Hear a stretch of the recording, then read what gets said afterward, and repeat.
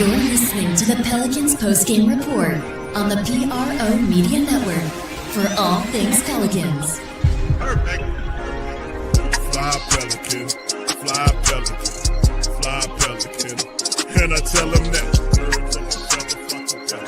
Fly down, I'm a Pelican forever.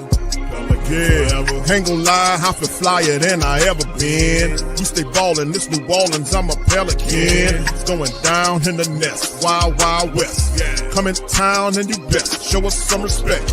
3-point threat, I better make it rain. If it's up, then don't jump stupid like your ankle sprain. Always said, never hate the player, hate the game. Jumping where the dame late, punch a train. Post game, big Q, talking about business. Bird gang, YouTube, they ain't flocking with us. Lock up the division mission, get into the finals. Finish competition, then it's going win the title. I know this flyer than you can get. Such a threat that the refs just might call a tag. You could double, you could press, but you can't check. Right, left, slide by you like a Eurostag. Fly Pelican, fly Pelican, fly Pelican. And I tell them that birds of a feather flock together. Fly down, I'm a Pelican forever. Pelican forever.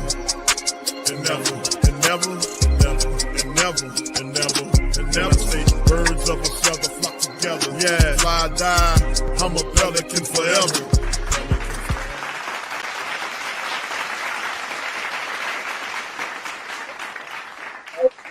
Pelicans, you're now tuned into the Pelican post-game report. Shout out to the fam.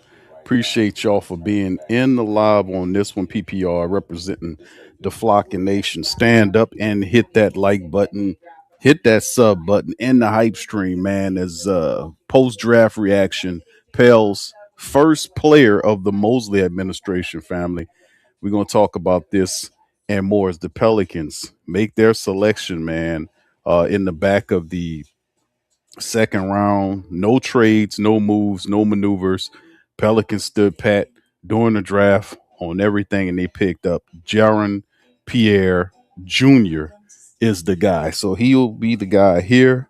As far as we're going, you can see, family, it's a lot as for this draft pick as I turn my TV down right here. Yeah. All right. So Jaron Pierre Jr., 6'6", 210, from SMU. He played at I think it's USM. Then he went somewhere else, and then Jackson State. Ultimately, kind of moved around. But this is your pick here, 6'6", 210. They describe him as a shooter, but this guy, he can play. Played a lot of games, 121 starts out of 152 games he started in a lengthy college career. Spent 5 seasons in college. His best year was 24-25 for Jackson State. He averaged over 21 points a contest that year, shooting about 38% from downtown. Now, in terms of what he did last year for SMU, the Mustangs, in 32 starts out of 34 games, he had 46% from the field and 37% from downtown. He's a 76% free throw shooter, so you need a little work there.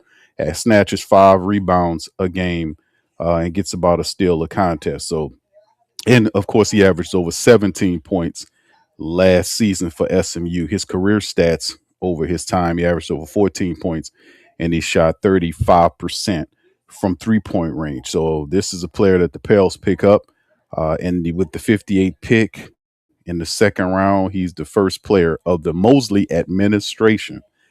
So Pels didn't make much. They didn't do much. So shout out to you guys, man. Appreciate y'all. Hit that like button, hype the stream, man. We up in this thing. Jaden, shout out to Young City, Jordan, Lonnie, J Carve, Bird Talks, Daniel, Steph. What's up, fam? What's up, Arthur? Big ups to you. Marari, much love. He from New Orleans. Yes, he from New Orleans, Q. Is he from New Orleans? I'm still looking into John, but he does have the Pierre name. So anyway, we're gonna get the scouting report. I was still researching him to find out exactly where he's from. So yeah, I'm not certain about where he's from because I'm not familiar with this player. So as I'm kind of as I'm dialing up the stream for immediate reaction, I'm kind of still doing research on him as well. But anyway, let me kind of play some of his stat reel for you guys so y'all can get familiar on Jerron Pierre. And here it is, 17.6. You can see this is some of his highlight reel from SMU and what he was doing. Oh, they said he went to St. Aug. Okay, thank you, 992. Okay. Yeah, I've never heard of this player before. That's interesting, man. Never heard of this brother. Yeah. Okay. So I'm looking it up now. They're saying Pierre is junior is from New Orleans native, grew up in the city, attended St. Aug. I should have known. I never heard of this brother. Where he was a standout Class 5A first team all selection. Incredibly fitting hometown twist. The Pelicans selected Pierre with that 58th overall pick. He's officially returning home to start his professional career with his hometown team. Quick local background, high school standout, led St. Aug to a 31-2 record and a state title game appearance while averaging 27 points a game as a senior. Hometown draft pick selected there, as you know. Now, to give you some game on him as we kind of move through the numbers, is that he's an American college who he went recently at for SMU, as we talked about.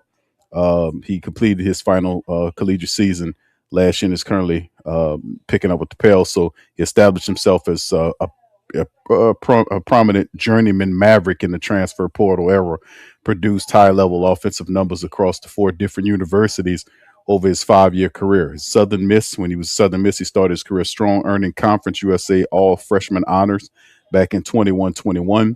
He then went to Wichita State from 22 to 24, transferred to the Shockers, where he averaged over 10 points a game before redshirt in his second year. He transferred to Jacksonville State from 24-25 and had a major breakout season, averaging a league best 21.6 points per game and winning Conference USA Player of the Year award with Jacksonville State. And then, of course, transferring to SMU in his final year of eligibility, his graduate year. He served as the primary option for the Mustangs. He averaged over 17 points, almost 18 points a game, 5 boards, 2 assists, which earned him all ACC honorable mention and honors. He also achieved a milestone by eclipsing over 2,000 career collegiate points. So there you go. And he's widely regarded as a dynamic multi-level scorer who can create off the bounce or damage defenses in catch and shoot scenarios. He also holds solid size for an NBA perimeter wing, coupled with an aggressive scoring mentality ahead of the 26th NBA draft. So he conducted a pre-draft workout with professional teams, including the Pelicans. So there you go, as a little background there. So 6'5", 210. As you could tell, it got good game, got very good leaping ability, 32.5-inch there. 38 is being his maximum. And I just gave you guys his averages in terms of what he did, over 17 points a game. Last year, 34, started 32 of the games, 5 rebounds a contest, 2 assists, a steal per contest, shooting 46% from the field and 37% from downtown, 80 of 216 for him there.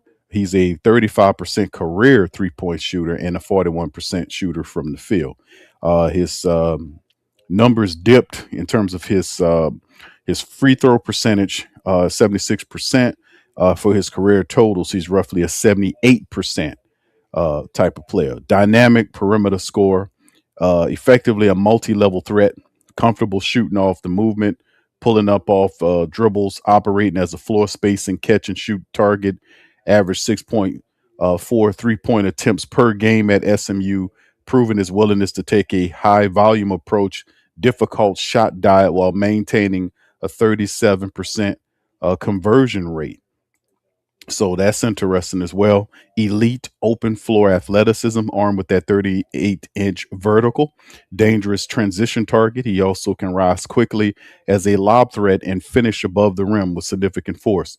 Offensive aggressiveness and frame, and possesses a strong NBA-ready frame at 210 that allows him to absorb contact and create the separation that he needs. He plays with an unwavering scoring confidence, never shying away from high pressure, late game looks. Now, some of his weaknesses, playmaking and facilitation limitations. Pierre acts primarily as a score-first guard. His 2.1 assists against 1.85 turnovers per game indicate a tendency to look for his own shot before hunting for opportunities for his teammates. So that's other stuff to kind of watch out for. defensive consistencies. While his size, he's that 6'8" wingspan gives him the physical profile to guard multiple perimeter positions. His defensive engagement has been inconsistent. Teams project he will need to work significantly harder away from the ball to stick on the NBA roster. Now his age is 23 years old. He is noticeably older than the standard draft pool, and teams looking for development upside may pass on him. But the Pelicans see a lot of him. Now some people see his pro comparisons on, and this is some pro comps people are giving him. Cam Thomas and Anthony Peeler. Like Thomas, Pierre's primary NBA utility lies in localized microburst scoring and pure shot making versatility off the bench rather than serve as a traditional offensive distributor. So that's a few things right there to kind of talk about, and some interesting stats and historical nuggets, and a little land yap to kind of throw in here is that the 2,000-point journeyman is a rare 5-year senior who successfully climbed past 2,000 career collegiate points for him. So it's an interesting pickup for the Pels right here. And you're thinking they might get length, they went with a shooter. Conference USA elite during his 24-25 stint at Jacksonville State. Pierre averaged 21 points a game, finishing fourth in the entire nation in scoring and capturing the Conference USA Player of the Year title that year. Inside of the arc efficiency, despite his reputation as a high volume shooter, he drastically improved his decision making inside the arc at SMU, shooting a stellar 54% off the 2-point field goals by leveraging his physical frame against smaller guards. So this is who we're picking up. And like I mentioned, he does have roots. Looking him up, and I was unaware but his local background is that he did indeed go to St. Aug, 31-2 record and a state title appearance while averaging 27 points a game as a senior when he was there. So there you go with the local tie. So the Pelicans not only get a shooter with a lot of upsides, excitable micro burst shooter, as the scouting report indicates, in Jaron Pierre Jr., but they also get a local talent tied to the city. So this is the first selection of the Pelicans under Jamahl Mosley. So the Pelicans get that. So cool. It's very cool. Very cool getting them. I was anticipating the big, but a lot of the bigs that the Pelicans could have been interested in were off the board. We talk about Tail Isaiah, he was gone. Vesar, he was gone. The big guy from the I forgot the big center. I forgot his name. He was off the board that we were looking. I was like, yeah, yep. So this is a guy the Pelicans get for the first time for the team. All right, big ups to you guys. What y'all think about the selection of the pick? He's for okay, thank y'all. All right, yep. D Granger says, "What's up?" D Granger says he's from New Orleans and he went to school with my nephew that plays for the Bills. Okay, shout out to D Granger. All right. JB5. So will Joe hold a press conference after the pick? Not exactly sure if that's what they're going to do for a second round selection, although we probably would think that the Pelicans more than likely would kind of talk about this sometimes next week. Usually they'll do stuff like that for, like, if you have a first round draft pick to throw in there, but I don't think they're gonna probably do it for a second round pick, man.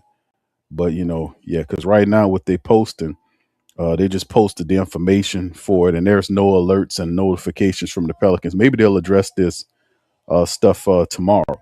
But for right now, all they did was posted. Somebody captured the announcement by the deputy commission about what the call was for Jaron Pierre. They just kind of give a breakdown of him. They don't show no highlights or nothing like I'm doing. So, but nonetheless, man, this is who the Pels then get, and Jaron Pierre Jr. So local talent, and glad to see the brother here, man. And listen, RJ, shout out to you. RJ say I like it. All right. Arthur says I like it. 992 Ras says he likes the pick. Stem says I ain't gonna get my hopes up, but it's cool. He's from the crib. Okay, there you go. Lonnie says I think he's gonna play in Kenner and develop more, but he could crack the roster. There you go. Thank you, bro. Jordan says good pick. 504 Coast says love the pick. All right. Yeah, he said Big Purple. Okay, there you go. Young City says he loves the pick. So it is a good connection. From he's from St. Aug, from the city, and be able to have him and bring him onto the team. But you're right. I agree with the philosophy. But like we talk about, a lot of these players, like you'll see toward the back of the draft, these guys played a lot of college basketball. Jaron Pierre Jr. played 152 games in his collegiate career. He started 121 of them. So, there's a lot of upside there. The guy's a pure scorer with good size, 6'6", 210. That's great.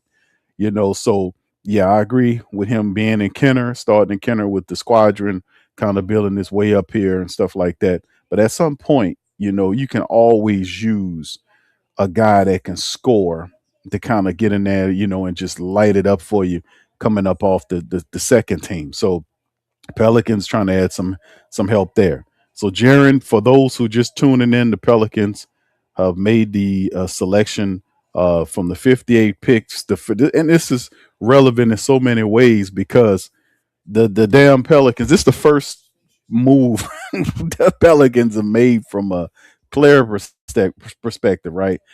Since hiring of Jamahl Mosley and all of the adjustments from the administrative side of things, them picking the analytics person, them dealing with the training staff, all this kind of stuff. But this is the first player that of the Jamahl Mosley administration that is a new player that is now a member of the team. So we'll see how this fits going forward as well. All right, so yeah, 992 which is already on to like it. I know it don't make sense for them just to clip the part, but like I said, I don't anticipate the Pelicans doing like a news conference and to say, "Hey, man, we got Jaron Pierre Jr." There might be a statement they release or something like that. Maybe later on down the line they might mention it or whatever. But remember, the first, what is it, the 9th or something, July, you start seeing the summer camp and all this type of stuff. So you see some of our younger players get involved in the summer camp action, and perhaps certain players, the Pelicans, are interested in getting. We'll see what they do here, but nonetheless, it simply is what it is, man. Right now, they do have some undrafted players that's still available that could be signed, and Pelicans could be, never know, they might work a little magic there. But they do have several teams that are signing undrafted players.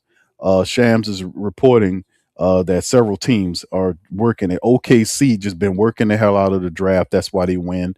They reportedly signed a player to a two-way deal, Josh Dix from Creighton.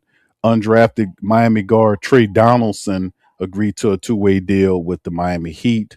Undrafted Vanderbilt forward A.K. Okereke has agreed to a two-way deal with the Lakers, and that's what they're kind of showing some of this on. Whether the Pelicans involve themselves in that, I don't know, but nonetheless, I think it's very interesting. So welcome to the Pels, man.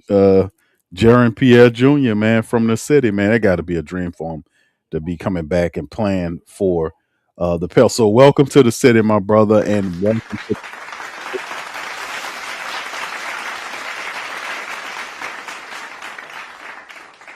All right, yeah, indeed, man. And outside of the Jaron Pierre Jr.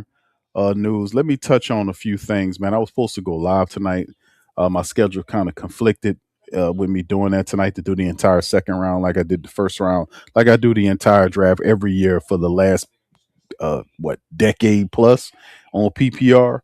But let me kind of touch on some other news to kind of go over with in terms of what the Pelicans could possibly be doing. Now, remember, family, uh, as far as what we know right now that's going on with the team, this is the latest information, and we knew that there was a lot of stuff that we thought that reporters and insiders was telling us about the team in terms of we're going to, people this and people that and this type of thing.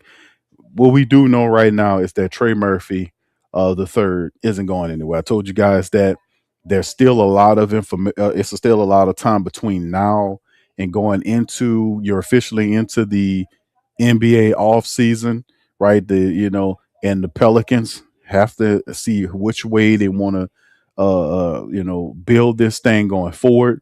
But in terms of the Trey Murphy stuff, they're looking for what the Godfather package, which is uh the Desmond Bain, uh you know Rudy Gobert, those type of packages where there's multiple two or three, it's three first round draft picks, maybe an asset pick swaps, this type of thing for Trey Murphy.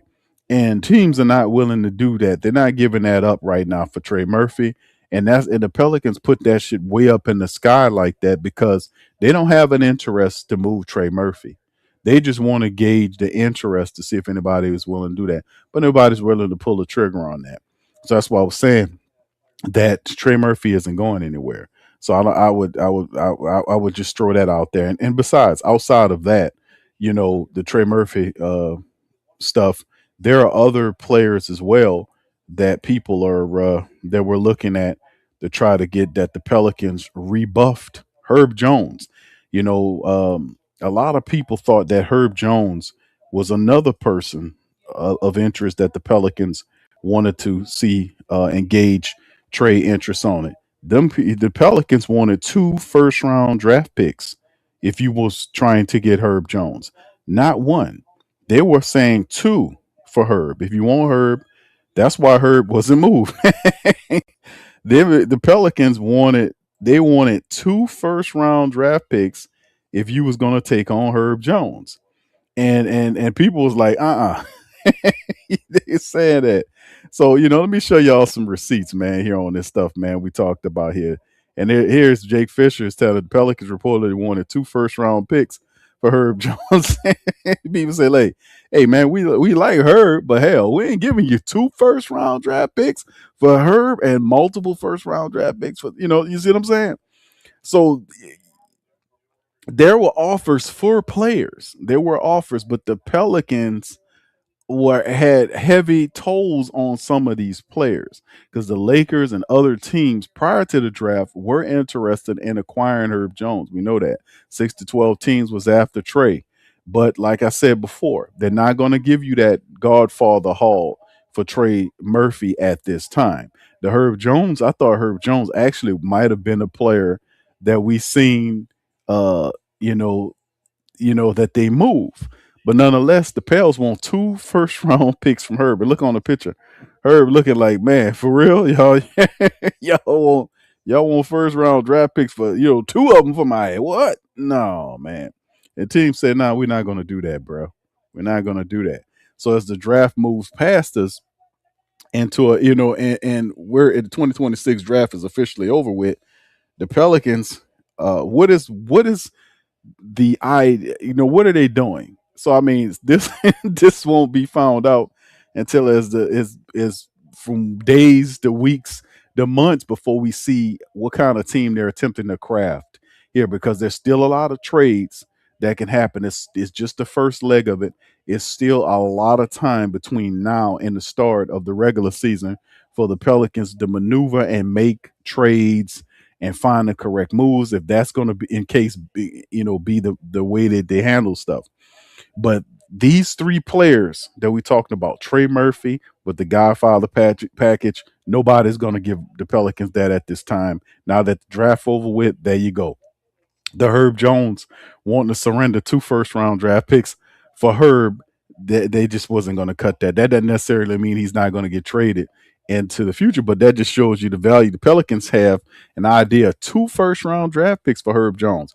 I thought a first round draft pick for Herb Jones and maybe a second round pick, would be a good get, being that Herb was we developed Herb from a second round selection into what he is now. And let's not be coy about it.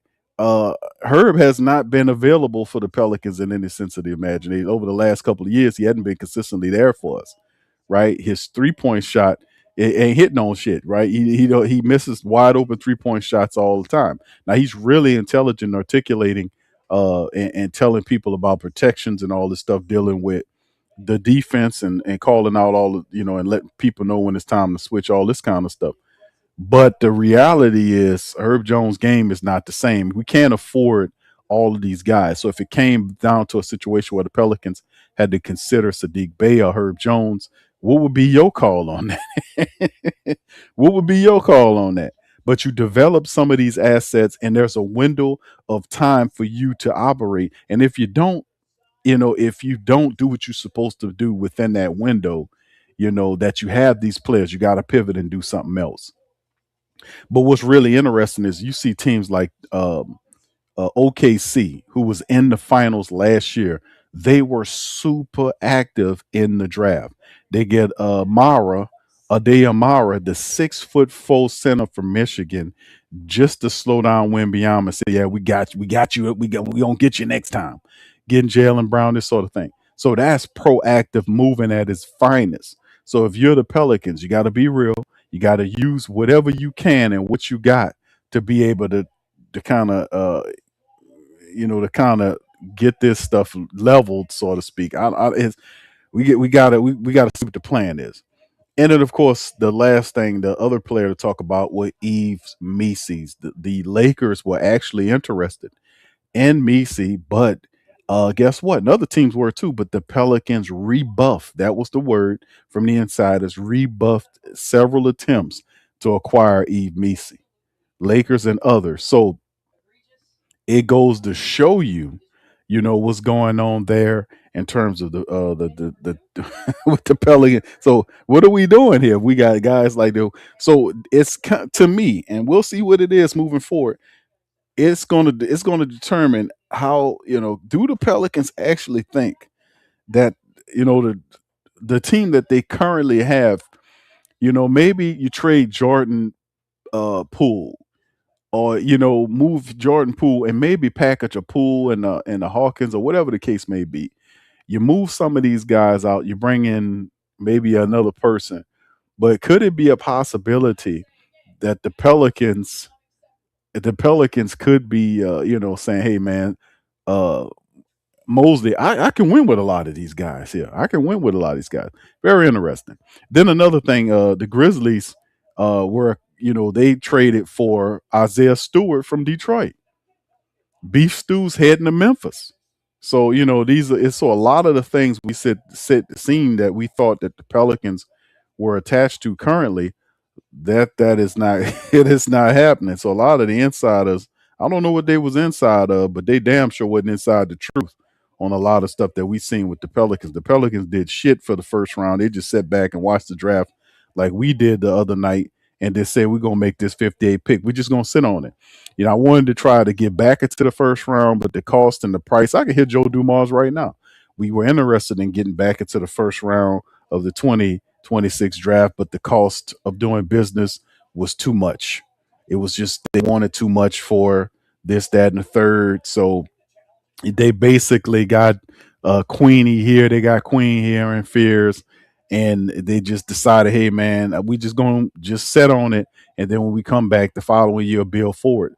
But we'll see what the move is, man. But nonetheless, the Pelicans make of their first move in terms of acquiring talent this time around by drafting number 58 overall, Jaron Pierre Jr. So these are some of the stuff to kind of talk to you guys with about what's currently happening with our Pelicans, man.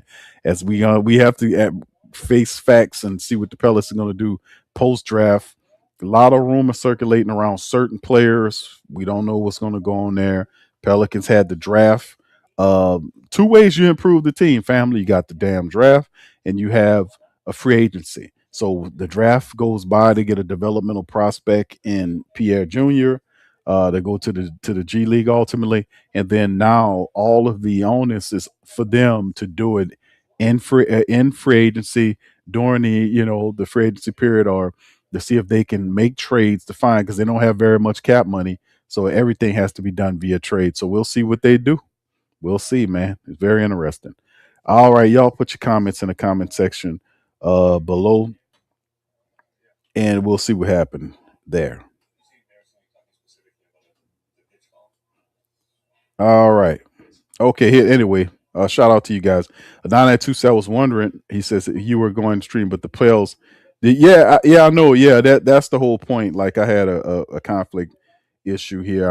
And I did I always do the drafts. Every year we do the drafts. We do a lot of them, but ultimately, um, they sitting back watching the draft like we are.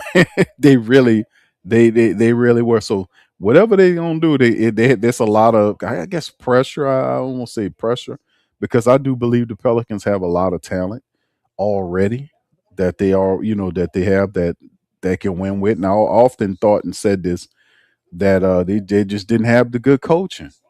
They didn't have coaches that knew how to really draw out the talent of the team. That's what I thought, and ultimately that's what it was. That's what I believe, because they do have the players. He says, yeah, the Pels need to go after Nate Biddle, who 3D guy. All right, wingspan. Lonnie says the Warriors had a deal for Trey, but that video of the owner and GM disagreeing. The GM wanted to do the deal, but the owner was against it. All right. Yes. Mr. Henderson, what's up? Rob says, I like Mitchell Robinson. Yeah, that's the man. The Knicks were trading down and trading down. According to ESPN, they picked up like $5 million worth of cash considerations for them, because they traded down like 4 times. Because what they're trying to do is they're trying to take um, they don't want to pay for a first round draft pick, so they're going to try to operate by trying to keep the players that they currently need. They're trying to keep those players. We'll see how they operate, but they're trying to keep that team together in New York, man. Slim said that's why I don't get the hype on rumors the reporters was causing a soap opera. Yeah, it's a because the Pelicans are not visibly active. They're not active in a way like you see their counterparts, like you see what San Antonio's doing, like you see what OKC doing, like you see what Dallas doing, like you see what some of these other teams are doing. That other teams are moving and shaking. They're signing people. They're trading people. They're not sitting on their hands.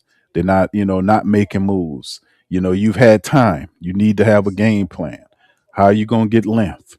You're small and undersized in the Southwest Division. OKC has picked up another big. So you got Amara, who's 7'4". You got Wemby, who's 7'4". You got Zach Edey, who's 7'3". You got all these guys, and then you got very talented bigs in Sengun. You got Derek Lively, who's also a talented big. So you got all these people here, and you see all this movement, and then you don't see nothing from the Pelicans. You just hear a bunch of smoke and no fire. You see them finally make a selection with the 58th pick. This man is a good player, a college player, but he is at this point is a developmental player at best for us until we can bring him along slowly. So they're gonna have to find a way to get length and additional shooting to the team. Some of the assets the Pelicans have, people are requiring them to attach draft capital to them to accept some of these moves. Pelicans are not willing to do that. So if you have players that you want to trade, you got to have a willing partner to take these players off of you. Right now, there's not a real market for Jordan Poole. That's why I kept telling the Pelican people to play Jordan Poole and all these people at the end of season last year, so that it can help their their trade aspirations come into the off season. That loser Borrego and all these dudes, these clowns, just didn't do it. They just didn't do it, and Joe should have forced them to do it. But now at this point, you got to kind of sit on that contract or add assets to it, or eventually, what you got to do is you got to wait to hold this player until you get close to the trade deadline, somewhere around November, when people start asking, hey, man, how about that Jordan Poole contract? Because it's a $30 million plus expiring offer that falls off the books in that preceding off season. So, in that following off season. So, you got, and listen, and they're not talented lists, is the Pelicans. Eves is developing very well. Trey Murphy is ready to contribute, but these guys have to be pushed by a foot to ass coach like Mosley. That's what I've been saying and talking about the whole time. Zion Williamson is just another one. He develops well under guys that have that foot to ass approach. That is Krzyzewski. That is Van Gundy. That's what you're supposed to do with some of those guys because they need that extra motivation because they don't motivate themselves like some other guys do. They got guys out there that have the extra motivation. There are players that want to be great, and some people that were born with the gift, but just take their gifts for granted. Zion Williamson takes his gifts for granted. He really does because he should be a lot better than what he is. He should have a mid-range shot. Hell, he should be shooting three-pointers. He should be scoring on three levels as opposed to trying to dunk over three people at the basket. That's what I'm saying. These guys have to be challenged. Some people you don't have to do that on, but some you do, and you got to know the difference if you're going to have these people on your team. So the next level, the Pelicans need to contribute. They need length. They need some shooting. They need rim protection. We need more help there. Philosophy alone does not solve all of our needs. We definitely need some more talent to come along to come and help this thing out as well. So we'll see. Yeah, and the jaw thing was another thing. Yeah, and just remember this, fam. We talk about this all the time. The jaw thing was something that was thrown out there. It was all smoke with no fire. The Ja Morant connection to the Pelicans, the various draft picks, the Chris Sanak Jr. from New Orleans, Nate Emmett from Tennessee. Yeah, the Pelicans want these guys. They want these guys, and very well they could have acquired or asked about them. They had the assets to pull it off, but they decided not to do it. So we'll see how it all works because, like I said, this is not the end. It's the start of a lot of stuff after the draft is over. With the Pelicans have to determine what personnel they need to compete coming ahead for the regular season because the draft won't help us now. It'll have to whatever it has to be done will have to be done during the off season in the trade market. We'll see. All right, Lonnie says Ja Morant wants a max extension right off the back if dealt. Is that the truth? I did not know that. I did realize that the teams are balking Ja Morant, and they're saying now that in order for us to take Ja Morant, that the Memphis Grizzlies have to attach draft compensation. They got to put a pick with them for them to accept it. That's crazy work. So what Ja Morant basically is going to do is he has to basically what he has to do is he got to shut his mouth, get healthy, get to work, and just don't be a distraction and just play ball because Memphis is not going to be getting rid of him. They still have him under contract. They've basically reworked the team. They traded Jaren Jackson Jr. They basically tried that, then trade him. They really don't want him there. He kind of stuck there, so he just have to make the best out of that situation, man. You just got to shut up and ball, man. Don't be a distraction. Get healthy and just take every advantage you can to show up and show out. And maybe you could keep kind of reinvent yourself to the point where people say, "Damn, I like how he playing," and people might make a play on you. But a lot of what they tied to is a lot of the off field nonsense. And even though Ja Morant is extremely talented, I am very hesitant to bring Ja Morant to New Orleans because of to Zion Williamson. Zion Williamson is like a year removed from all the other little stuff. And like I told you, I want a sitcom down here called Guns and Strumpets. We don't need none of that going on. We trying to win some damn basketball games. We don't need any of that other stuff going on. All right. Yeah. Okay. 982 Raz says watch Poole comes off the bench scoring 20 points a game. Yeah. And the thing is, Poole looked bad under the Pelican system last year because the Pelicans didn't have much of a system. Like I was saying, telling people, Willie Green didn't know what he was doing and Borrego didn't know what he was doing. They did not know how to use these players. They didn't give them some consistent minutes. He didn't, and people got to understand some of these players are what you would call rhythm players. They need games and consistent minutes to develop rhythm going into this stuff. So you're going to have some games where he don't perform, and you got to challenge him. You can't sit up here. And remember, I was telling about Borrego. Borrego sit up here hugging on these players, and he didn't want to be really, foot to ass. Like I say, foot to ass. I'm saying be aggressive and physical with your approach, and just have a high degree of accountability of what you expect out of these players. A lot of what they were doing just had blurred lines. They were weak. They were weak and flimsy leadership, and it didn't push these players in the way it should. Is what I'm saying. And of course, another coach can come in and he can get more out of a player that the previous dude couldn't do nothing with. So now Shams is saying that the Hornets are engaged in LaMelo Ball trade talks right now. That's what I got the draft on. They're saying Shams Charania is on here talking about the Hornets are trying to trade LaMelo Ball. So that it could have helped them if they'd have started the draft off like that.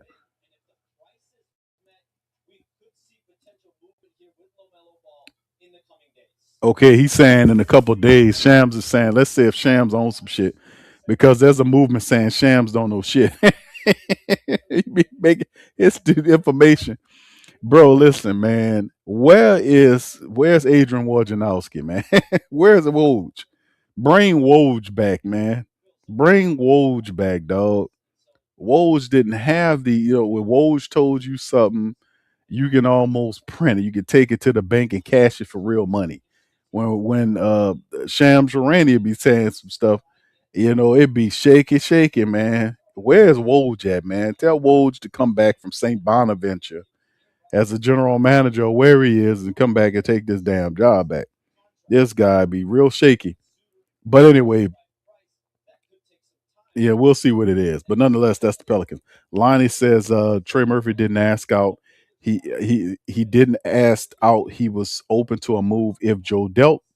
I heard Herb Jones' camp was more upset than Murphy for being involved in trade talks and the deal with low ball deals. Now, yeah, this is a point, though, Lonnie, when you're talking about stuff like that, man, right?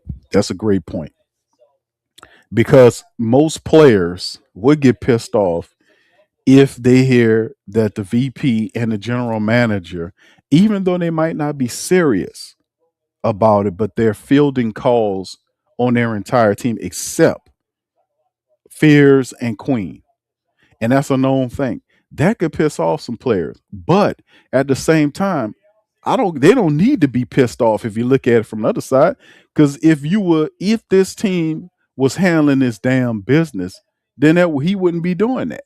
They won less than 50 games in 2 years. So do he got the right to be pissed off about anything? I mean, seriously. We don't care if you cool with it. Listen, let me just say this. I don't care if Herb Jones is cool with Trey Murphy and Trey Murphy is cool with Zion Williamson and Zion Williamson is cool with this guy. I don't care about none of that if we win in less than 50 games in 2 years.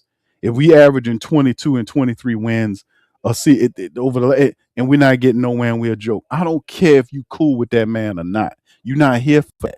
You're here to win. And if you win and you become friends with them, that's fine. I'm good with that. But all this other stuff and you're a failure and you're a loser, you can't. You got to drop all of the pissed off stuff. Because if as a group, if people handling their business and they was holding each other up to accountability to come to practice on time, to study harder, everybody work on a mid-range shot, this, that, and the third, doing the extra stuff outside of what they required you to do, I promise you'd have won more than 20 something odd games in the last couple of seasons. Come on, man. Let's talk truth. People not gonna give up their hard-earned money to go watch a team average 20 wins a season on an 82 game slate. It's just nonsense, man. But yeah, that's my point. That's one way to look at it, and I just gave you the other. He says, well, Joe Dumars, high volume for those guys, no more getting fleeced. This could be, yeah, Joe doesn't like the moves. He wants what he wants, and he's not willing to bend. And like I said, the Pelicans have talent. They need a little bit more, maybe some more. They need definitely some length, some more rim protection, and some more shooting to kind of help them move forward. And above all, they need an identity. They need somebody that's going to bring an identity to this team and take them to that next level. All right. Lonnie says the problem is the extension is bad if it isn't available, and they also saying Bay's value is higher than Herb's. ATM wise. Well, if there's also that thing, Sadiq Bey in a trade that came over here with Jordan Poole. He was a throw-in for the Poole trade. Turned out he was the guy that was really the key piece coming off that injury year. So if you got Sadiq Bey here, Sadiq Bey is a complete better player than Herb Jones.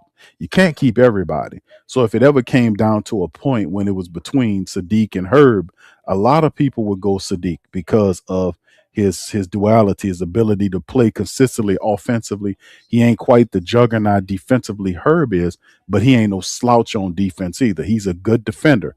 Herb's side of it is he's Herb at his prime when he's healthy. Herb will lock you down, but we haven't seen the same. Herb was a dog when he first came into the league. He was a dog. Now this new Herb is domesticated. When he had uh David Griffin them came in here, that effect softened a lot of these players. And that's what the questions I asked when they picked up on Jamahl Mosley. Mosley not gonna kiss nobody's behind, and he's not gonna coddle you. He's gonna challenge you. If that weak, soft cotton candy environment that David Griffin and all these other clowns facilitated for years, will these guys that sitting up under that cotton candy roof, will they be able to accept that foot to ass instruction that Mosley will be given? Will they get their little feelings hurt? Will that you see what I'm saying? How will they deal with that? Because that's the big key to it. It got to change because you got to have a coach that's going to push these guys. And we don't have time for all the nonsense. These guys making 30 plus millions. I ain't gonna be making $40 million a year. Come on, bro. No, it's time for you to become totally realize enough potential talk. It's time for this dude to show up and show out. Right? Check. Check in the chat. Jacob says Hornets looking to move. Yeah, I seen that, bro. I just talked about that. That's true. Yes, what Shams Sharania says is that they're looking to move him, and he's saying a trade could be facilitated in the next 2 days. Now, what team would have the access to be able to move Lamelo? Who would have who would want him? Who would take him? You know, we'll see, man. We'll see. John on that stuff. Yeah, John Morant, man. John Morant do whatever. John Morant, all John Morant has to do is shut the hell up, stay away from guns publicly, and just get healthy and just go to work and ball. That's all he have to do. The NBA world, the NBA supporter are very forgiving people.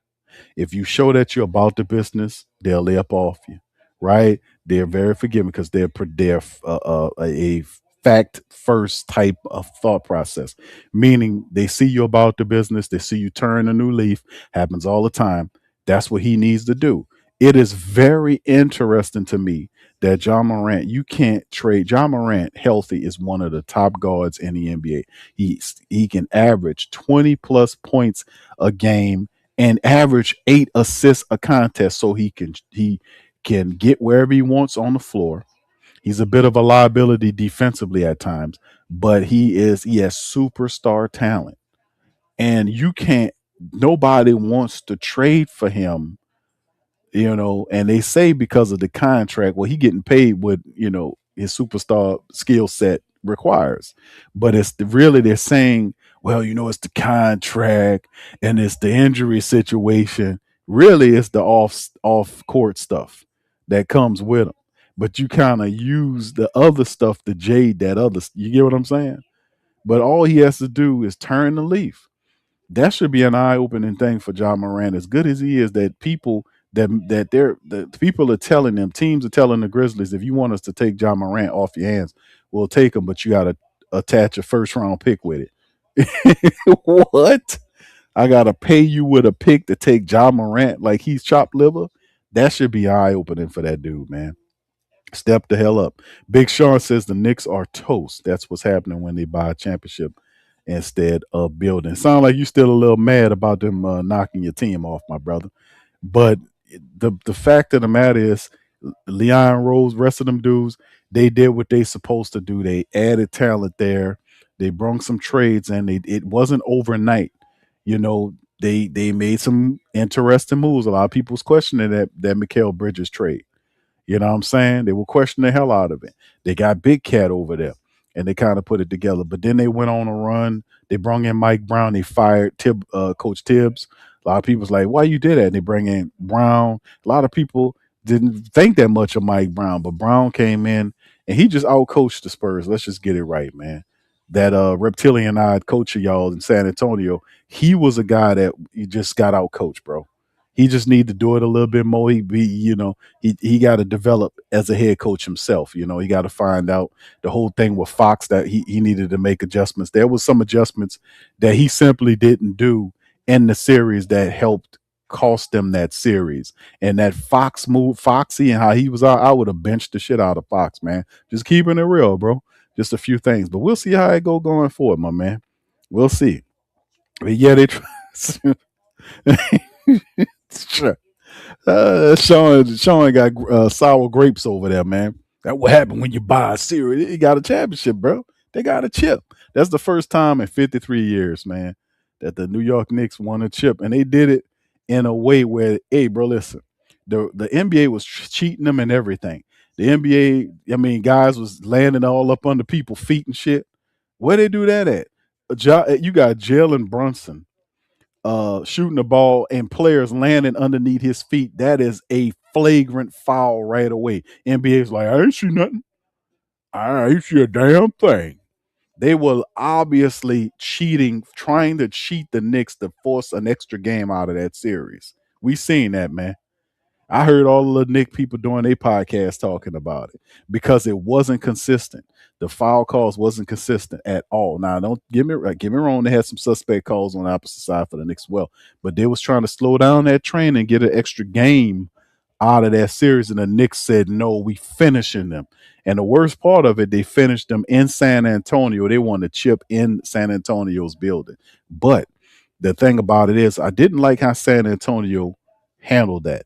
Number one, they walked off the floor at the end of the game. They didn't kind of show some love to the Knicks, whatever, this kind of stuff. They kind of was sour grapes on that. Didn't like how they handled that. But on the outside of it, the Spurs are an incredibly smart organization. They have a talented amount of people. Harper is for real. Castle is for real.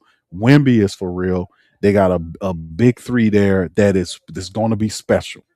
So y'all got a lot to be bro. Listen, it's in the next 3 years, the Spurs will win a championship. The next 3 years, the Spurs will win a championship. They took down OKC. A lot of people didn't think the Spurs would get through OKC. OKC didn't have Jalen Williams, there. They took down OKC, and OKC said, you know what? We got to build. They went and did into the draft and did that stuff just to get ready for the Spurs coming up next year. They went to sleep thinking about the Spurs. They went to sleep thinking about the Spurs. So we're gonna see, man. We're gonna see. We're gonna see, brother. We're gonna see.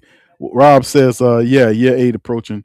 Giant Z, who's most likely to change? Well, I would put my money on Zion Williamson because of the fact that Zion, the whole thing with him and these strange women that he be dealing with, he just make poorish decisions, man. And remember, the Pelicans, I think it was 2 years ago, a year ago, or 2 years ago. Y'all remember? Remind me that Gail Benson was fed up with him. Gail Benson was fed up with him, and they were actually getting ready to trade Zion Williamson. She was fed up with him. And people was like, man, this dude keep doing the same stuff over and over again. And that time, it wasn't really his fault that the little lady who he had the baby with some kind of way got into Gabriel, which is the subdivision over there in Kenner where he live at, and got to the house where he was in there with the other lady. And he obviously done with the lady. And I think this was the lady that he had got pregnant. He had a child with this woman, and he broke up with the woman. The woman ended up getting in the subdivision, getting to where he's staying at, and fighting the woman that that he was currently dealing with at that time. And that had a whole little thing that broke out when she was in there whooping on a woman. So, it I guess it's his fault. Then again, it wasn't his fault, but He very sloppy with this whole thing. He very sloppy on how he handle all his personal business and all. It's very sloppy how he handle these IG models, all this kind of stuff. It's just a bad look, man. It's just a bad look. And at some point, if you're a team that care about winning, you can't have your superstar embroiled in all these old weird things. And plus, he was hurt at the time, and he ain't playing the games, but he got time to play games. You know what I mean? It's just a lot of stuff that's just jokey land. Bro, you're not even supposed to be on that time to time. You supposed to be handling this, doing that, doing this.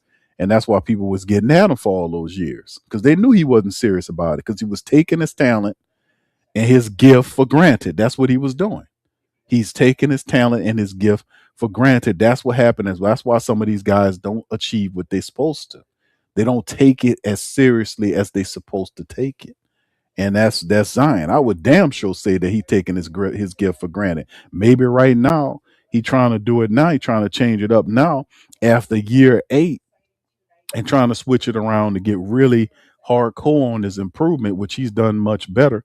But can he sustain this? This is another point. That was just 1 year. Can he build on that? That's been the problem. The whole thing dealing with Zion going forward. Dakar says, Q, do you think the Pels overplayed their hand with how much they were asking for Trey and Herb? I don't think they wanted to trade uh, Trey Murphy the third. I think that's why they put a skyrocket offer, the Godfather offered on Trey. I don't think they wanted to trade him, and they were really trying to see if people really serious about it. If you really want him, this is what we asking for. I thought they were asking a lot for Herb Jones, right? I actually thought that a first round draft pick, because that's what I originally heard, that a first round draft pick would be enough for the Pelicans to pull a deal to get Herb Jones for a first round draft pick. Then all of a sudden, it's 2 first round draft picks now for Herb Jones. So either one or two things are happening. And then there was no adjustment there either. Maybe we'll see something going forward as we get into the regular season, because you're starting to see movement everywhere. I don't know where LaMelo Ball ends up. Maybe LA. I'm thinking some team from California might be lining up to get LaMelo Ball. Could it be the damn Clippers? Could the Clippers be trying to land? The Clippers always looking to kind of add talent for that new arena they got down there. Could that be something that they're working on? I don't know. I have no idea, but we'll see. But there's a market, perhaps, for some of these players. I didn't think the Pelicans wanted 2 first round picks for Herb. I remember exclusively there was a first round pick. It was a first round pick and a second round pick. So a first and a second, but I never heard two ones for Herb Jones. Nobody's going to give you two first round draft picks for Herb Jones. Maybe for Herb Jones, who was playing like what he was playing 2 years ago before he kept having these wretched injuries, when he was actually playing stellar defense and knocking out on 3-point shots. Maybe then you would have gotten it, but you're not going to get 2 first round draft picks for Herb Jones right now. Herb Jones is not, you're not going to get that. That's asinine. But we'll see what they do, man. We'll see. We'll see how they go. Yeah, some of this stuff is really higher than what it's supposed to be if you're trying to really improve upon the team. Yeah. 992 Ras says Zion most likely to Jane. Yeah, I'll give you that, bro. I agree. I would take Zion. He already changing, right? You haven't heard too much stuff about the strumpets. You haven't heard too much about you see him working out in there. But ever since you've seen the language in the contract about his weight going to place, which is something that's crazy work. Think about that they had to literally put language in your contract so you don't be too fat. That they'll cut your money down. I ain't never heard no shit like that before. But it got his mind right because he likes money. So it's like, oh shit, I gotta stop eating so much, man. Where that Ozempic at? I'm just messing around. But listen, all I'm saying at the end of the day is the language in the contract got Zion's mind right. So he working his ass off right now to get underweight and stay in shape. And of course, Mosley, and he got guys working in the off season right now. So we'll see how it all goes, But I have to go. I'm gonna bet on Zion on that change over Ja Morant. Sean says, "What if Mosley knows how to use the players and they still don't produce a lot of?" Why are you gonna say that, bro? Why are you gonna just come in here and try to foul up the Pelican post game report, bro? Y'all, you You won the day, Sean. You and Tasha, y'all won the day. The San Antonio Spurs went from one of the worst teams a couple years ago to being a team that beat the OKC team, went to the NBA Finals. Shout out to the Spurs. You know, why you gonna come in here and ask something like that about our squad, brother? Why you gonna ask something? What if they don't do? What if Mosley don't do this? And what if he does? Nah, not what you gonna say. What if he does? Because I think he will do it. And reason why I think that is because he have something that Willie Green and James Borrego didn't have. You know what that's called? That's called accountability. That's called discipline. That's called foot to ass approach. That's what that's called. Not that old cotton candy soft nonsense that we seen before. Damn, Sean, y'all won, brother. Y'all went to the finals, bro. You got it handed to you. But I can tell you one thing: the next 3 years, y'all gonna win at least one championship. I could tell you that the way Wembyama and how he took it, how they was pissed, and I'm saying that Castle is the truth. That Harper kid is the truth, and Wemby. So that is a big three plus Vassell and all them other dudes minus Fox. If you can flip Fox for something else, do something else. I like the draft pick they had. They got the power forward in the draft. I like that move, but yeah, all the rest of that, man, y'all headed in the right direction, man. Yeah, y'all headed. Lonnie says that video of Mosley working with DQ is what's indeed, bro. These people know. That's what I was saying about the Pelicans, and that's why I like Joe Dumars so much because Joe Dumars knows that the way to win in New Orleans is to make the team mirror the mindset of the region in which it plays, meaning that the Pelicans are a gritty defensive team that you are being a full-time battle with. People don't want to go play the Pelicans in the blender because they're gonna get scraped up. They're gonna get it handed to them. You see what I'm saying? They if they get a win, it's gonna be a difficult one. That type of stuff is what we want. That's what we want to see, right? All right, the rest is right. Q. This ain't no daycare. It's no right. It's no daycare, bro. These people are making $30 million. You got four $30 million a year players. You got $140 million player in Zion Williamson, right? It's in the whole situation surrounding the Pelicans is they need an identity. You can't win or do nothing without no identity. You need an identity. And we didn't have a consistent good one. And now you got a guy here who used to kick the Pelicans ass every time he played them. They went and basically hired a man that would just knock the. I mean, they couldn't beat Mosley's led teams. They couldn't beat them. So they basically, if we can't beat them, join them, right? You go hire the man that you couldn't beat. They brung him in here, and they talking that defensive talk, and I love it, man. Rob says Summer League's going to tell me a lot about DQ's desire to improve. Yeah, I have no issues at all with Queen or fears because they've already proven to me that they're serious about winning and improving. Derek Queen is already showing him working, getting stronger because that was the thing. They improve his defense in the post, right? We know that he can pass. We know that he has a mid-range game. We know he don't have no problem pulling up, taking 3-point shots. I wish that was Zion, but this guy here has a willingness and a spirit to want to be able to get better. He want to improve his defense. He wants to get stronger in his endurance. He played in 80 something games last year as a rookie. Got a lot of experience there. Fears played in every game last year. He's showing you he was working with God Sham God on dribble drills. He was working with him on getting stronger. Fears is 6'3", strong. He got quickness. Knows go up there. He's a basketball guys. This young man is wanting it. That's what I was saying about guys that want to become great, that sees it and is stepping up for the challenge. He doing stuff that your stars supposed to be doing.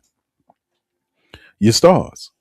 If I had a guy on my team that was one of the sharpest, the best 3-point shooters in all of the league, I would be picking his mind. Well, let's just show me how you shoot that shot. Let me show me how to shoot that shot. I would be doing shit like that because you're the teammate. He won't see you improve, but it's what it is. So Shams is talking about this LaMelo Ball trade talk thing that's going on right now. Anyway, any questions, comments, throw it in the chat. Jordan says Willie Green messed up. Yeah, he did stifle a lot of development from players like Jordan Hawkins and others, but he's gone. Ding dong, the witch is dead, right? So he's out of here. Borrego, some of these clowns he was with, they're out of here. So ain't no more excuses for some of these players that didn't develop. They have to step up. All right, Houston will get Melo. I hope not, bro. We don't need to see no more of these damn dudes in the Southwest, man, putting all this pressure on us. Lonnie says Zion's personal trainer saying he's been told by the staff that they haven't seen Zion in this shape since during the summer. He asked Pels fans to wait for the season, just give them that. Yeah, well, that's the whole point about it, man, is that you got to take shit more serious than that, man. You making all this money, you got to put money towards your training. You got to have extra trainers. They're making $30 million a year, man. Not just using trainers. I got my own trainers. I got my own nutritionists because the bit your business is your body. Your business is that's one thing I do like about LeBron James. LeBron James said he spent at least $1 million a year on his body because his body is his business. Can't be eating fat burgers and all this other stuff and expect to play 80 something games. You have to be able to, and they got people out there that know what you're supposed to do. And you're not going to be perfect, but at the same time, if you're making $30+ million a year, you're supposed to have your own personal trainer. Not no cheap dude from the into Planet Fitness. Hey man, you want a job? No, I'm talking about a reputable trainer and nutritionist that know, to help you develop in a way where you can be the best that you can be. This ain't nothing new. They've been doing this for years, man. You're not reinventing the wheel here. This is stuff that people been doing for years. Slim said Mike Brown been a good coach. That's who the Pels wanted to go with after he was fired by Sacramento. Rob says our only hope as Pels fans right now is that the second apron starts breaking up these deep and expensive teams. All right, Sean says correction. We will win the next. Oh, come on, bro. See, you can't give these Spurs people any credit. You can't give them any compliments. I say, dog, you go out of the next 3 years, you're gonna win one. You're not gonna win all three of them. That's not realistic, bro. You're not gonna win all three. It's not gonna happen like that, my brother. Even though the NBA wanted you to, they was trying to stretch that series out to 7. The Knicks said no. They're straight up and down. They said no.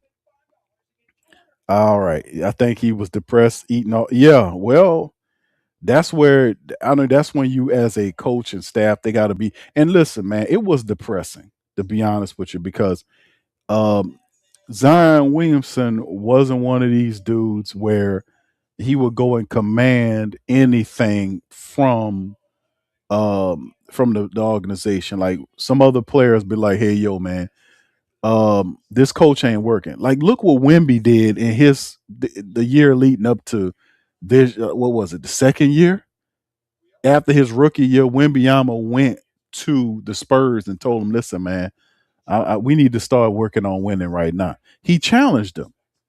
Zion Williamson ain't do none of that. That's what I'm saying. He just sat on his hands. And whatever they did, hey man, whatever you want me to do, I'll do. Just keep the check coming. He did not challenge him. That's the whole point. If you want to win, sometimes you gotta challenge the organization, man, to get it right. You can't sit there as the star and be as silent as he was. That's the thing that drove me crazy about Zion at time. He too complicit with the nonsense. Like, for instance, we had times where, man, I ain't gonna even get into all of that, man. It just was like, even on the times on the floor when Zion Williamson is asking for the ball and secondary players is scoring the ball and not throwing it to him. And he's asking for the ball and they don't give it to him. And I'll be saying this in clutch moments of the game. Him standing and watching. This the star of your team now. Standing and watching the third and fourth options take the tough shot. Bro, come on, what are you doing?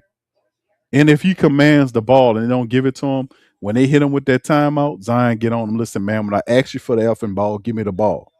Where's that dog at? Where is that guy at? Where is that? I want the game to be in my hands. I'm the tough shot maker. I'm not gonna sit here and be complicit and let the third, the fourth, the fifth, and the sixth option shoot the ball in the clutch moments, and I'm sitting up there watching them do it. Where's that guy at? Come on, man. We see the Pelicans failed for years because they were not playing through their best players.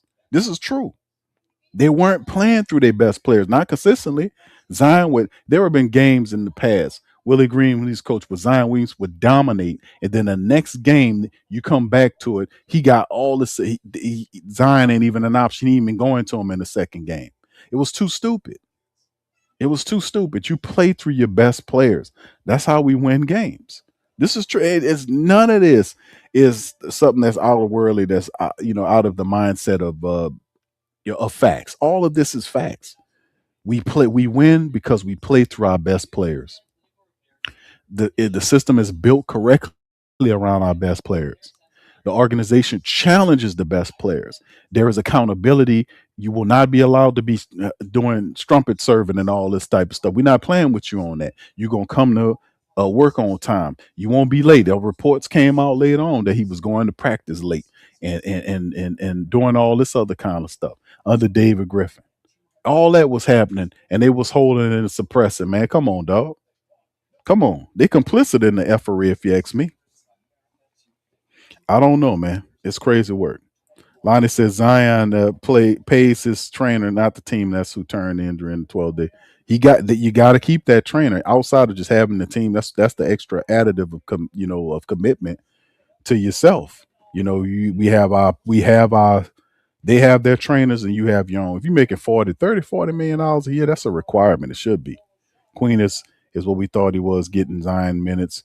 The athleticism, 9'8", 9'9", where I said I think he was silent because Griff was strange with him, man. He could have ran Griffin out of there, man. He's the star of the team. It was year 3 for Wemby when it happened. Okay. Yeah. But we got to challenge. Sometimes we got to challenge. You got to challenge as a star. You got to challenge the team, man. You got to challenge the team. All these men, Trey Murphy, Herb Jones, all of them are placed around Zion Williamson. He the star of the solar system for the Pelicans. Right now, the Pelicans see this motion or movement or thought process as the best one right now. There's not much of a trade market for Zion Williamson, right? We heard all other trade bull crap for Trey, for even Herb or even Messi. We heard all that, but nothing for Zion Williamson. Nothing for Ja Morant. So it's a sea change here with teams like, man, we don't want the bull, man. And plus these guys are making $40 million a year, and they got all the extra stuff. People are not going. They don't want that. They don't want that anymore. So guys got to shut up and put up. That's what it comes down to. Yes, indeed.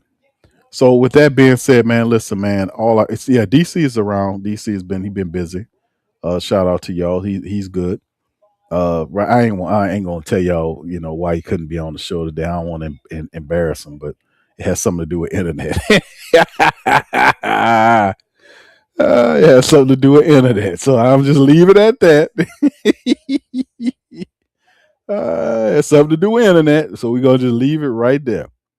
Anyway, man, listen, man. So tonight, man, just to kind of brief the family members, the fact that the team did select with the number 58 pick. This is the first player of the Jamahl Mosley era where they picked Jaron Pierre Jr. from New Orleans, 6'6", 210 from SMU, averaged last year over 17 points a game with 46% shooting from the field and 37% shooting from downtown in over 34 games for SMU. This is a man that played 152 games over his college career. He started 121 of them. He averaged over 31 minutes a game over his college career. He averaged 14.4 points a game for his college career. And he shot a 35% from downtown, 41% from the field, snatched 4 boards, 2 assists, and pretty much he gave 2 turnovers a game as well for his career. So that's the numbers on Jaron Pierre Jr., the newest member of your New Orleans Pelicans. So there he is. He listening, fam. He probably he more than likely listening. Yeah, he been Yeah. No, don't do that. No, he got better thanks to Tasha. Tasha been working with him, and DC is good, man. But it got something to do with the internet. Anyway, with that being said, man, listen, man, y'all do us a service. It sounds like DC got the 90s dial up. Yeah, Metro PCS. Listen, man, shout out to y'all, man. Hit the like button, hit the subscribe button. By all means, feel free to share the show, social media feed. Also, hype the stream. If you're not a member, hit the subscribe button. PPR, we keeping it real deal on our Pelicans. That's the only way we need it, fam. Enough of the fluff and stuff, man, right? Enough of the fluff and stuff. We've had enough of that, man. It's time for accountability and the foot to ass era. Let's just put it to you like that. In in Pelican era, it's time for that. And one last comment, Sean said the West will be a war zone next season. Memphis and Dallas already improved through the draft. Utah will be tough. OKC made good moves. Portland ain't too shabby either. Yes, the West is definitely interesting, man. I'm trying not to think too much of the West, Sean. I'm just sticking to the Southwest because the Southwest is where the champions going to come out of. I believe champions will come out of the Southwest because the Southwest is really good. Dallas got a new coach and this guy that is college coach that came from Michigan. They won the title last year. This man is the first college champion basketball coach to make the jump after winning the championship in college since Larry Brown. You remember Larry Brown with the Philadelphia 76ers, with the Larry Brown, Indiana Pacers, for him making that jump. So that don't often happen for them to get Dusty May and make him the head coach of the Mavericks. They got Cooper there. They got Kyrie Irving. They committed to keeping Kyrie Irving there. That's going to be fun watching them, or maybe not fun for us, but, being us Pelicans. But Houston is looking to make some moves to add some talent. They got Kevin Durant. They got Sengun, one of the Thompson boys out there. They trying to maybe look at improving their team. Maybe there's a trade out there for LaMelo Ball. If they get that could be ugly for us as well. The Spurs showed you where they are in terms of what they're doing. And I'm going to just be honest with you. The Spurs, man, and I hate to say this for Sean listening, but truth is truth and facts are facts, is that the Spurs, man, they're going to get better. They're going to get better. So it's going to be interesting, man, how this thing look moving forward, man. So the Pels, there's a lot of pressure here for the Pels to improve, man. We got a lot of talent on this team. They just haven't been, synced to play together properly with the right system, man. So we'll see what they do into the summer. All right, Sean, cut it out, Sean. Cut it out. They say we own the Southwest. Yeah. Yeah, I hear you, brother. Yeah, that the foot to ass era. That's right, Slim. That's the new era here. Enough of all that soft stuff, bro. We done with the David Griffin playing the piano and these other coaches coming up talking about they won't love on the coaches. The hell with all that. It's foot to ass time, man. It's foot to in the city of New Orleans. All right, so anyway, with that being said, man, that's all I got for y'all. Hit the like button, hit the subscribe button. Feel free to share the show on social media feed. Hype the stream, man. PPR representing the flock and nation. Big Q in the building, man. Listen, I'm going to return later on. There's a lot of stuff spiking and going on right now as we get off into the rest of the off season. Remember, the draft is over with. We got a draft pick, but there's a lot of time between now and the start of regular season to see what our New Orleans Pelicans are going to do. So we'll remain patient and see what the next move is. With that being said, I'm out. Much love. Peace. Go Pels. You're listening to the Pelicans postgame report on the PRO Media Network for all things Pelicans. Perfect. Fly Pelican, fly Pelican, fly Pelican. And I tell him that. Fly down, I'm a Pelican forever. Pelican, ain't gon' lie, I feel flyer than I ever been. We stay ballin', this New Orleans, I'm a Pelican. Going down in the nest, wild, wild west. Come in town and do best. Show us some respect.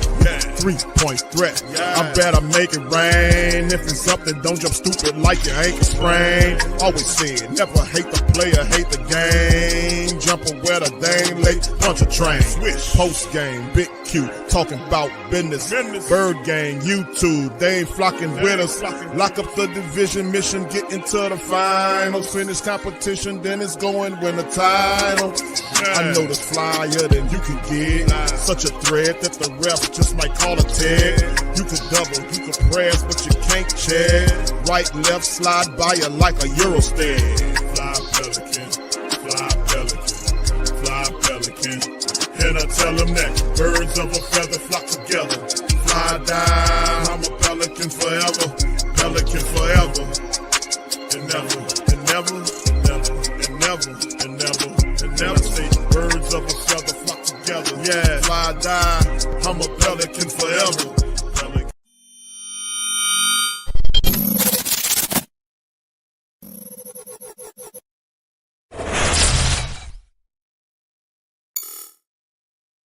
Hey, New Orleans! Whether you're catching up on Saints news at Jackson Square, checking Pelicans scores in the Garden District, or staying updated on LSU while grabbing coffee in the French Quarter, there's one place that keeps you connected to everything that matters in our city. From Bourbon Street to the Superdome, from Preservation Hall to the Riverfront, New Orleanians are staying in the know with thehootitdaily.com. Your daily source for Saints, Pelicans, LSU, and all the sports, music, and culture that makes our city special. At work downtown, at a game in the Dome, or just relaxing by the Mississippi, wherever life takes you in the Big Easy, you can stay connected. Because when you're from New Orleans, you don't just live here. You stay in the NO. That's stay in the know. Visit thehootdatdaily.com and never miss what matters most to Who Dat Nation. Welcome to the Pro Shop, where we create authentic NOLA-inspired clothing for men, women, and children. From Saints jerseys to Pelicans gear, everything's crafted right here in New Orleans. Whether you're shopping the Pro Shop, the Pel Shop, or the Pro Shop Kids, we've got your whole family covered with genuine merchandise that represents our city's spirit. Check for links in the description section below or in the chat.